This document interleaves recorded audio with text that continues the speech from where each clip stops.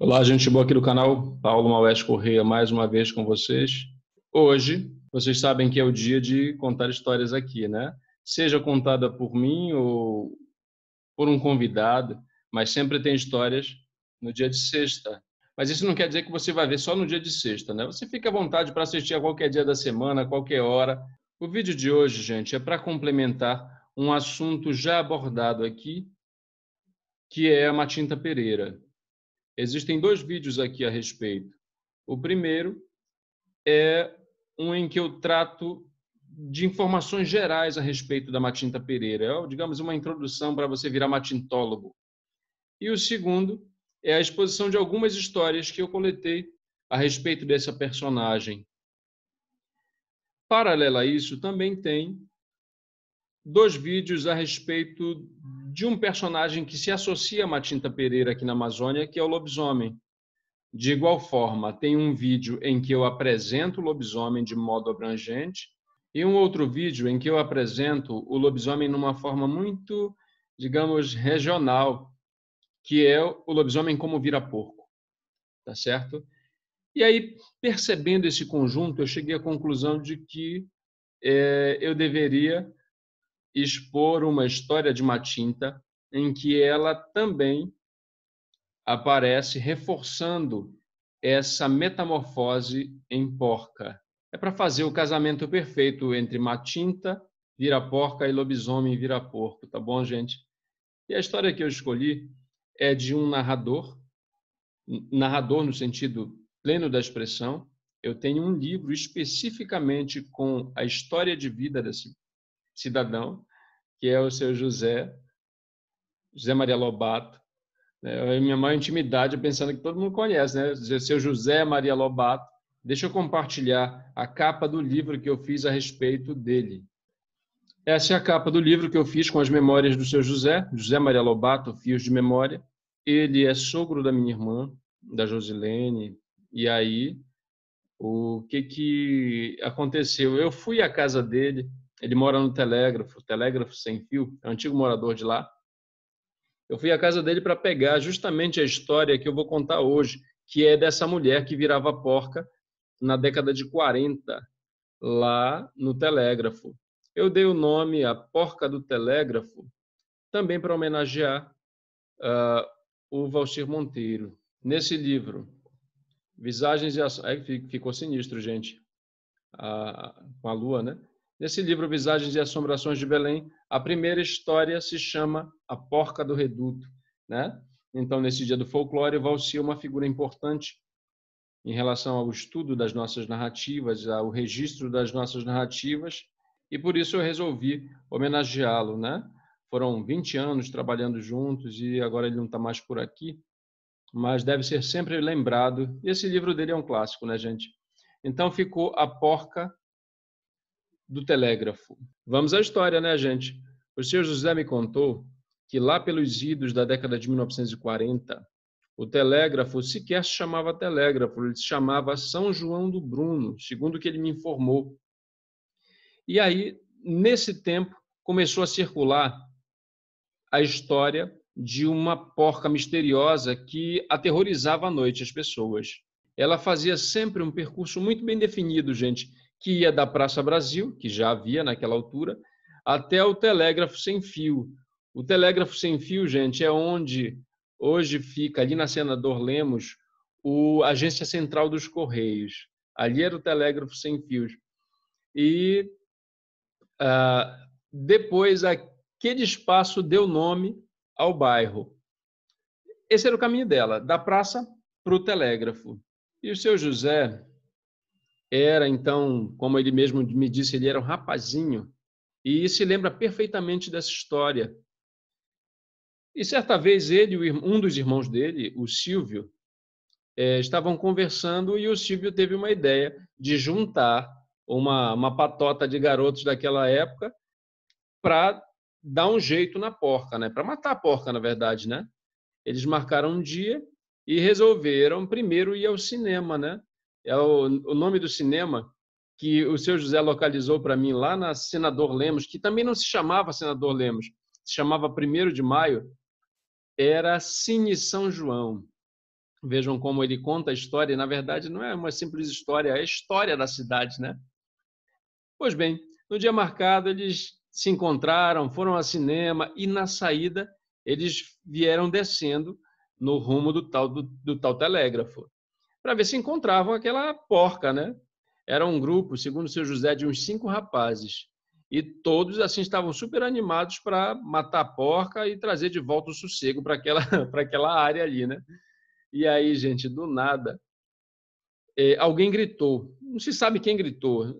Só se sabe que o grito pavoroso foi ouvido. Olha a porca! Um negócio assim desesperador. Imaginemos que o telégrafo e toda a cidade de Belém naquela altura era assim um tanto quanto penumbroso, né?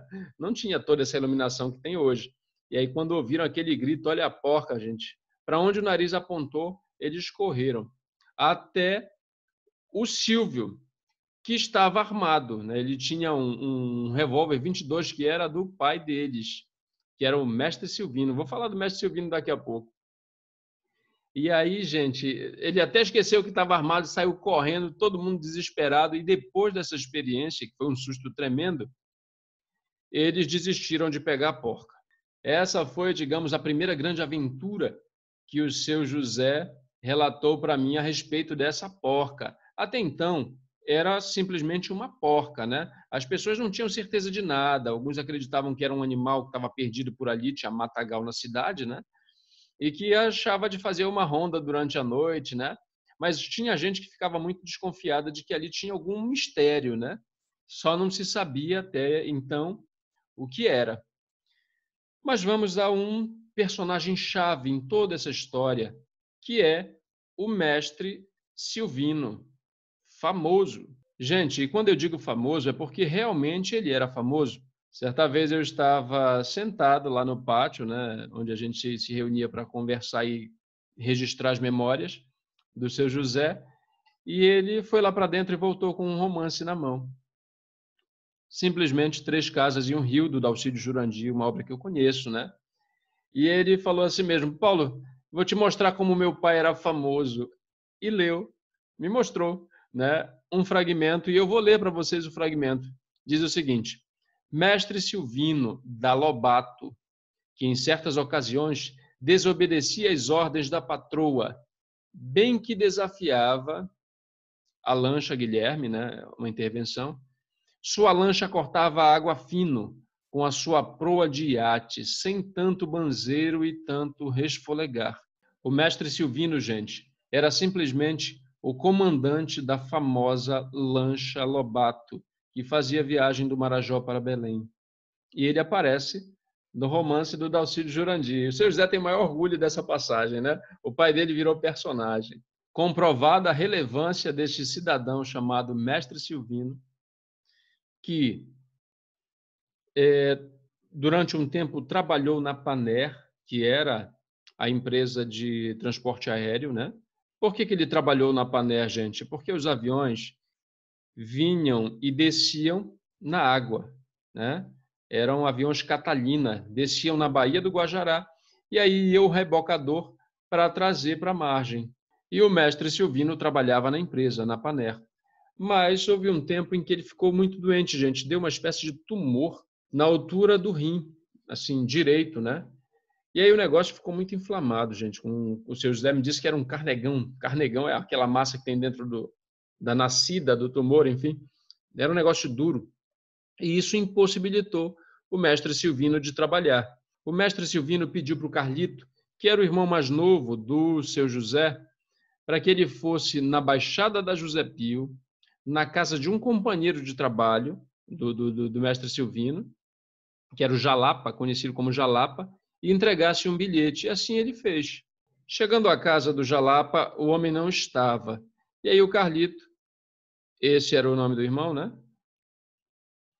Do seu José, entregou o tal do bilhete, da cartinha, né? Para a mãe do Jalapa. E aí voltou para casa, né? Quando ele voltou, gente, ele foi se queixar para a mãe, para o pai, que a mãe do Jalapa era muito mal encarada, olhou para ele assim de um jeito muito estranho. O seu José a descreve como uma mulher negra e muito mal encarada, né? E quando o Carlito voltou, ele já veio ardendo em febre, gente, e muita dor de cabeça. A família do seu José morava na José Pio também, só que para uma outra banda, onde havia um igarapé que o seu José identificou como o igarapé do Genipapos. De repente, os antigos moradores da área ainda lembram desse igarapé. Eu não sei localizar agora, né? Ficava no final da rua, foi o que me disse o seu José. E lá eles desembarcavam frutas, desembarcavam palha, tudo que era tipo de coisa, né? Vejam que Belém já foi uma cidade em que os canais não eram canais, eram igarapés e eram navegáveis, né? Como o Carlito estava passando mal, a família resolveu apelar para uma vizinha que morava perto, a Dona Amélia, que era uma benzedeira muito famosa. No dia seguinte, ele foi levado lá com ela. Ela benzeu o Carlito, indicou alguns banhos com ervas, coisas que são tradicionais aqui na nossa cultura, e disse que ele foi afetado pelo mal-olhado e recomendou que ele jamais voltasse lá na casa daquela mulher. A mãe do seu José ficou apavorada, né? A dona Marocas, né? Ficou apavorada com aquela recomendação da benzedeira, e aí começaram a desconfiar que ali havia coisa. A história da porca ainda não foi esquecida, gente. Aqui eu vou ligar uma coisa a outra, por favor. É uma história cheia de detalhes. Vocês precisavam ver o seu José contando, né? Mas vamos lá, como ele não está aqui, eu vou fazer as vezes dele. O mestre Silvino, para ficar bom, teve que mandar rasgar aquele tumor e aí tiraram toda a secreção que havia dentro e ele ficou bom a ponto de poder ir trabalhar. E lá no trabalho ele conversou com o Jalapa e falou do ocorrido, né? Olha, rapaz, o meu filho foi lá com a tua mãe, entregou o bilhete, te entregaram? Sim, me entregaram. Ele entregou para o patrão para saber, né? Não tinha celular, gente, nessa época. Telefone era coisa rara, né? E aí ele falou da situação. Olha, o meu filho foi lá e voltou assim com mal olhado, rapaz. A tua mãe tem um olhar muito feio. E o Jalapa confidenciou para o mestre Silvino que ele estava desconfiado que a porca que aparecia ali na região poderia ser a mãe dele. Porque a velha tinha um comportamento muito arredio, gente. Ela saía em horário suspeito, ela costumava sumir sem dizer para onde ia. Ele estava achando o comportamento dela muito esquisito. E ele resolveu tirar aquela história a limpo. E certa vez o Jalapa estava dentro de casa, né, à noite, e ele ouviu uns gritos assim de susto, de pavor das pessoas na rua.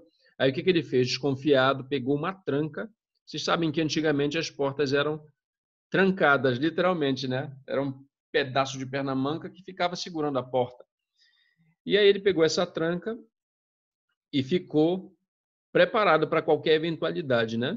Ele abriu a porta para sair, o que estava acontecendo, e nessa hora, não é que vem uma porca, a dita porca imensa, querendo entrar na casa dele, gente. Ele não contou conversa. Sentou trancada na porca, né? E aí a porca saiu gritando, desesperada, entrou no mato que havia mais adiante e sumiu. E ele entrou, né? Assustado, não? Foi avaliar a rede da mãe dele. Ela não estava lá. E aí o que ele fez? Foi dormir. De manhã ele acordou, se preparou para ir trabalhar e cumprimentou. Foi lá olhar, a mãe estava na rede, né? E aí cumprimentou a mãe, né? Deu bom dia, pediu a bênção. Aí a velha só gemeu. Mas aí não ligou uma coisa com a outra, né? Na volta, ele olhou as árvores lá do terreno da casa dele, estavam carregadas, gente, de urubus. Ele entrou e percebeu que a velha estava na mesma posição, do mesminho jeito que ele havia deixado de manhã, quando havia ido para o trabalho, né? Ele foi olhar, a velha já estava morta. Aí foi aquele susto, né? Esse tempo a coisa era diferente, né, gente? Não tinha necessariamente que ir para o IML. Prepararam o corpo da velha, vestiram e na hora de vestir observaram que ela tinha um machucado grande nas costas, né? Como se tivesse levado uma paulada, né? Uma pancada. E aí velaram a pobre da velha. Quando o rabecão veio buscar, na hora que o carro saiu, gente, rabecão era aquele carro de conduzir, né? Os defuntos, né? Aqueles urubus todos que estavam lá na árvore saíram voando atrás do carro. Coincidência ou não, O fato é que depois que a velha morreu, a porca nunca mais foi vista. E isso levou tanto Jalapa quanto as pessoas da vizinhança a concluírem que a mãe dele era a mulher que se transformava em porca, que a mãe dele virava Matinta Pereira. Porque vocês sabem que a Matinta Pereira pode se transformar em qualquer coisa, mas aqui parece que ela tem uma preferência por se transformar ou em pássaro ou em porca, como foi o caso. Se você gostou da história, não esqueça de se inscrever aqui no canal, ativar as notificações, deixar seu comentário. E se você quiser conhecer mais histórias contadas pelo seu José Maria Lobato, no site da editora vocês podem comprar o livro Fios de Memória e conhecer um pouquinho a respeito desse narrador, porque ele é um narrador, gente. Um grande abraço a todos. Seu José, abração para o senhor, saúde e muita história para contar. Até, gente.